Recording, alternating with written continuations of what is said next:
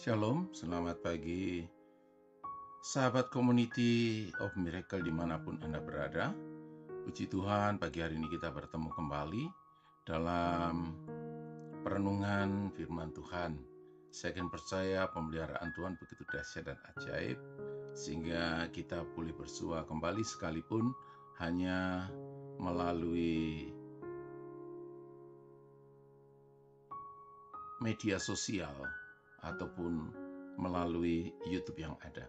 Kami yakin percaya ini semua dalam rancangan dan kehendak Tuhan. Baiklah, Bapak Ibu Saudara-saudara mempelai Kristus, sahabat Community of Miracle, sebelum kita masuk dalam perenungan firman Tuhan, mari kita akan berdoa terlebih dahulu. Bapa terkasih, dalam nama Tuhan Yesus Kristus, sungguh kami mengucap syukur untuk kasih setia dan anugerah-Mu yang begitu ajaib dalam kehidupan kami.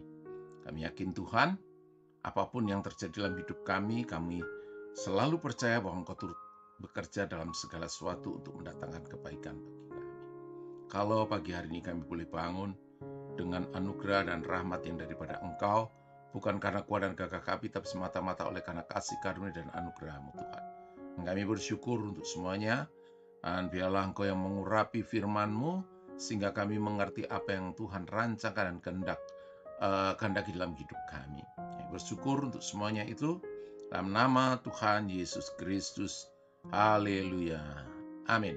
Nah, perenungan pagi hari ini saya beri judul Hati yang Baru. Hati yang Baru. Ya, kita akan membaca dari Yeskiel pasal yang 11. Yeskiel pasal yang 11, mulai ayatnya yang ke 17. Ya, Yeskiel 11 ayat yang ke-17 sampai ayatnya yang ke-21. Ya. Oleh sebab itu katakanlah, beginilah firman Tuhan Allah, aku akan menghimpunkan kamu dari bangsa-bangsa dan mengumpulkan kamu dari negeri-negeri di mana kamu berserah.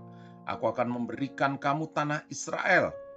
Maka sesudah mereka datang di sana, mereka akan menjauhkan segala dewa-dewanya yang menjijikkan dan segala perbuatan-perbuatannya yang keji dari tanah itu. Aku akan memberikan mereka hati yang lain dan roh yang baru di dalam batin mereka. Juga aku akan menjauhkan dari tubuh mereka hati yang keras dan memberikan mereka hati yang taat, supaya mereka hidup menurut segala ketetapanku dan peraturan-peraturanku dengan setia. Maka mereka akan menjadi umatku dan aku akan menjadi Allah mereka. Mengenai mereka yang hatinya berpaut pada dewa-dewa menjijikkan, pada perbuatan-perbuatan yang keji, aku akan menimpakan kelakuan mereka atas kepalanya sendiri. Demikianlah firman Tuhan Allah. Dalam lembaga Alkitab memberi judul, permasalahan ini adalah janji tentang pembaharuan Israel.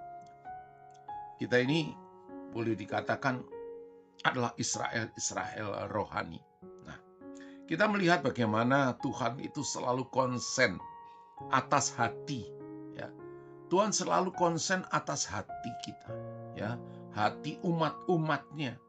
Ya, bahkan kita tahu tadi dari pembacaan itu bagaimana setelah mereka berdiaspora sekian lama setelah Yerusalem pada tahun 70 diporak-porandakan, mereka tersebar sampai di mana-mana, dan Allah sendiri berjanji, aku akan mengumpulkan engkau dari bangsa-bangsa di mana engkau berserak.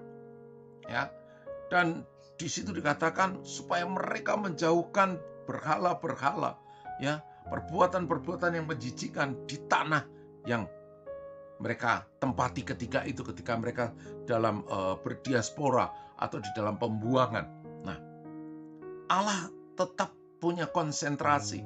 Allah tetap konsen dengan hati kita, hati umatnya. Kalau firman pagi hari ini, jelas-jelas saya mengambil satu nats yang begitu luar biasa, 19 dan 20. Tuhan sendiri mengatakan, aku akan memberikan hati yang lain. Hati yang lain ini bukan hati yang apa, tapi hati yang lain itu hati dari hati-hati yang lama. Ya, hati yang lama, hati yang tidak keras lagi, hati yang selalu punya kelembutan hati. Nah, Bapak Ibu Saudara-saudara, sahabat Community of Miracle. Sebenarnya Tuhan sudah memberi hati nurani dalam hidup kita. Dan Alkitab mencatat hati nurani itu adalah yang paling benar. Tapi ketika sudah masuk ke pemikiran, diolah, itu jadi tidak benar. Betapa seringnya ketika kita dalam situasi kondisi itu, hati nurani kita berkata begini, tetapi kita berpikir, wah, mosok seperti itu? Jangan-jangan, nah, ini adalah hati yang lain, hati yang lama, hati yang keras. Ya, tapi ketika kita benar-benar mengerti bahwa Tuhan sudah memberi hati yang baru, hati nurani, hati yang sudah tidak keras, dengan hati yang lain. Maksudnya hati yang dibaharui. Tidak seperti hati-hati yang sudah lama.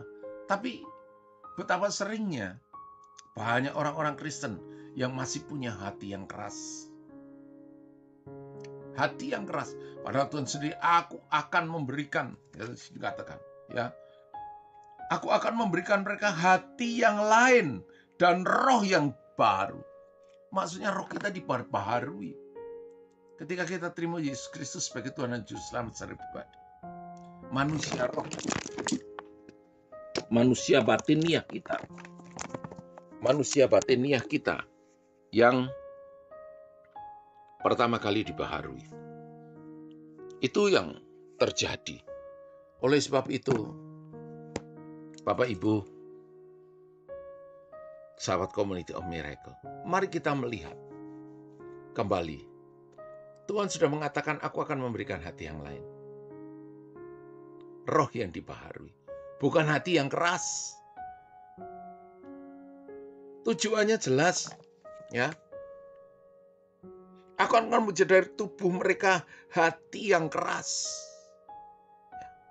Ketika kita terima Yesus Kristus sebagai Tuhan dan Juru Selamat secara pribadi. Sebenarnya roh kita yang diperbaharui. Manusia roh kita. Manusia batiniah kita yang dibaharui. Sehingga Tuhan itu selalu berbicara mengenai dengan manusia batiniah kita. Yaitu hati nurani yang sangat murni. Hati nurani yang sangat dalam. Sehingga ketika kita benar-benar mendengarkan apa yang dikatakan oleh hati nurani, itu yang berasal dari Allah. Tapi betapa seringnya kita mendengar itu langsung diolah dalam pikiran kita. Seolah-olah itu sesuatu yang, mustahil. Maksud saya harus melakukan ini? Bukankah ini yang paling benar? Bukankah ini yang harus? Saudara-saudara mempelai Kristus, bagaimana kehidupan kita saat ini? Apakah kita sering mengabaikan yang namanya hati nurani? Yaitu roh yang ada dalam kita. Manusia batiniah kita. Yang selalu berbicara. Karena kita tahu Roh Kudus bersemayam dalam hidup kita. Jadi Roh Kudus yang berbicara kepada kita. Tapi betapa seringnya kita mengeraskan hati kita. Nah, kalau di situ katakan hati yang baru. Ya. Supaya apa? Supaya mereka hidup menurut segala ketetapanku. Itu yang pertama. Ketetapan-ketetapan Tuhan kita sudah tahu. Kita hidup oleh karena firman. Dalam Mazmur 119 ayat 130. Bila tersingkap, firman-Mu memberi pengertian kepada orang yang bodoh. Jadi ketika membaca firman Tuhan, ya, yang harusnya memberi pengertian kepada kita. Tapi karena hati kita keras, ya, kita adalah golongan orang-orang yang bodoh.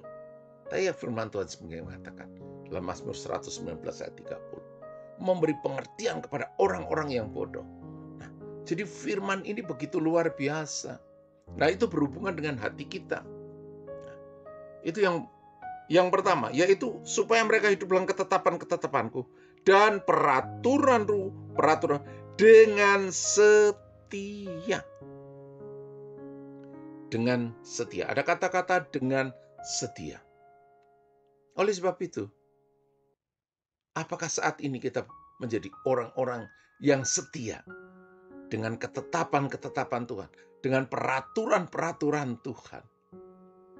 Atau kita sering berkompromi? Sering berkompromi. Kalau ini nanti saya sampaikan kepada jemaat saya, jemaat saya nanti marah. Wah, bagaimana dengan donatur? Ketika itu saya sampaikan, ini teguran daripada Tuhan. Kita sering mengabaikan hal seperti itu. Karena apa? Pikiran kita. Ya, pikiran kita. Ya. Bahkan di ayat-ayat lain dikatakan hati kita ini adalah sangat licik. Ya. Dari hati kita itu bisa timbul yang namanya pembunuhan, percabulan. Ini perkataan Yesus. Makanya Amsal 4 ayat 23 di surat dikatakan, jagalah hatimu dengan segala kewaspadaan, karena dari situ akan mengalir kehidupan. Jadi hati kita itu seperti mata air yang harus kita jaga. Ya.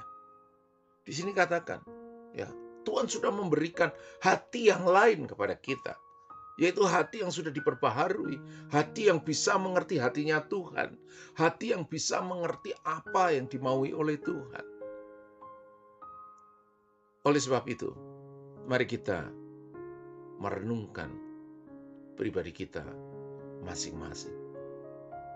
Apakah masih ada sisi yang keras di dalam hati saya? Apakah saya sudah menjadi orang yang setia dengan hati yang dibaharui, roh yang telah dibaharui? Aku menjadi orang yang setia dengan ketetapan-ketetapan Tuhan, dengan peraturan-peraturan Tuhan. Atau saya masih kadang-kadang berkompromi.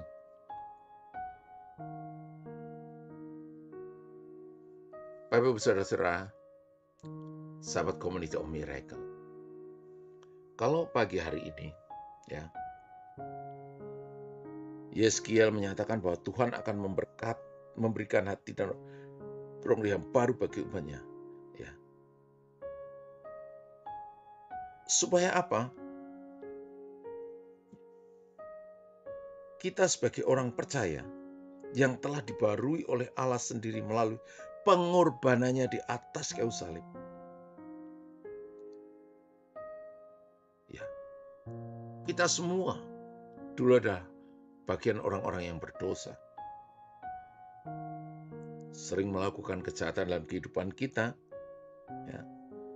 Namun ketika kita mendengar atau menerima, ya, hidup yang baru, ya, seperti apa yang dikatakan, ya, siapa yang ada dalam Kristus ialah ciptaan yang baru, yang lama sudah berlalu, sesungguhnya yang baru sudah datang.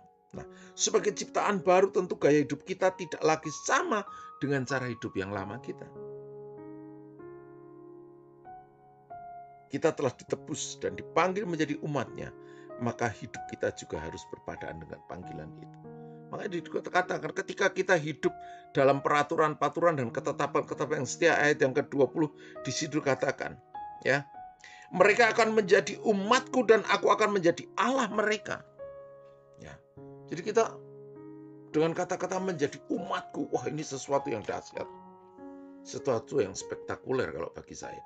Ya, sesuatu yang sangat luar biasa. Gitu.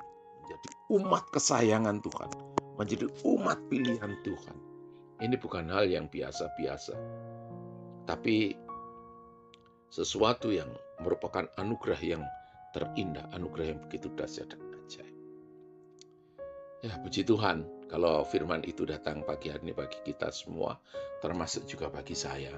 Secara pribadi saya introspeksi, ya, masih harus banyak belajar lebih lagi, menjadi orang yang setia akan peraturan-peraturan dan ketetapan-ketetapan Tuhan. Amin. Mari kita akan berdoa. Bapa terkasih, kami bersyukur untuk kebenaran firman pagi hari ini. Kami yakin percaya kalau firman-Mu boleh menghampiri kami, menyapa kami, mengingatkan kami. Ini semua oleh karena kasih karunia dan anugerah-Mu. Dan kami percaya Tuhan, di balik semuanya ini ada hal yang begitu luar biasa. Engkau menginginkan kami menjadi umat-umat pilihan, umat-umat yang begitu luar biasa. Karena Engkau sendiri mengatakan akan menjauhkan hati yang keras. Dan kami menerima hati yang lain, yang baru, yang sudah Kau baharui, dan roh yang Kau baharui dalam hidup kami. Kami bersyukur untuk semuanya itu Tuhan. Terima kasih Bapak, terima kasih, terima kasih. Kami berdoa untuk Community of Miracle ini. Dari ketua umum, ketua-ketua komisi, ketua-ketua bidang yang ada, misi-misi dan visi dari Community of Miracle ini. Kiranya Tuhan memberkati pelayanan dari Community of Miracle, menjadi berkat bagi banyak orang dan boleh menyampaikan kabar baik, kabar keselamatan yang daripada Engkau. Terima kasih, segala pujian, syukur, hormat, kemuliaan, dan pengagungan hanya kami kembalikan kepadamu, sebab Engkau yang layak menerima semuanya itu. Dalam nama Tuhan Yesus Kristus, haleluya, amin. Shalom, selamat pagi, selamat beraktivitas, Tuhan Yesus memberkati.